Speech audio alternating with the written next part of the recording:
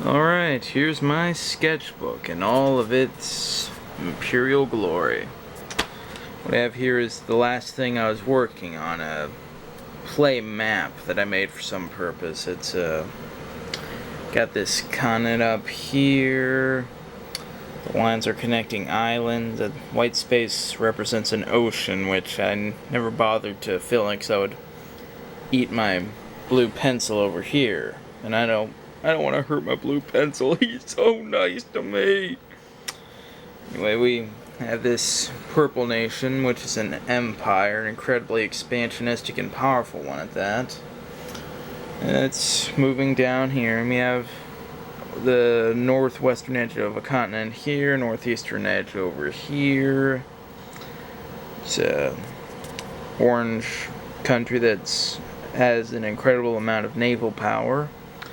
This former red nation right here, which was dominated all of this space here as well as a good number of these islands, but thanks to expansion from this guy over here, they're getting their asses handed to them. That was because they were involved in a war with this orange country over here between the desert, that's what the yellow indicates, and the mountain range, which is what the brown indicates. They had just managed to beat them after a long and protracted century-long conflict when suddenly these guys invaded from the north.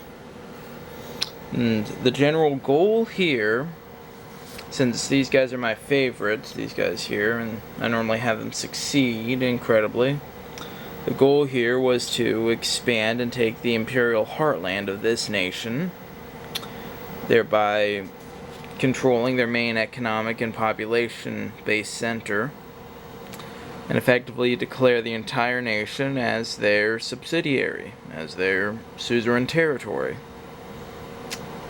And that would be one of their major expansions. And over here is this little green section. This is sort of their Scotland. It's a formerly independent territory that used to encompass all of this territory up to this point here. This strangely convenient geographic region right there. A couple of lakes, a mountain range, generally formed a defensive barrier that held this empire at bay for half a century. Basically, they've allowed them general autonomy within this singular territory, their original heartland, where I started them on their expansion. Currently, it's their only territory, and their border is constantly patrolled by the Empire, so that they can't do anything else.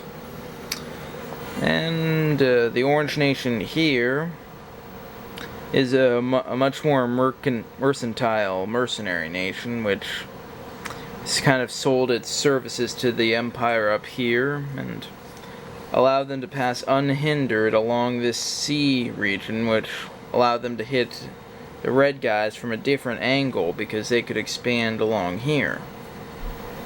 There's no real magic in this world except, say, wind magic, which I've made as a justification for naval conflicts that are unbound by, say, geographical issues like wind and storms and whatnot, that you can pretty much just charge through that.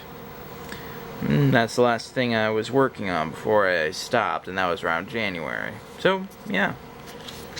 That's it. That's all of it.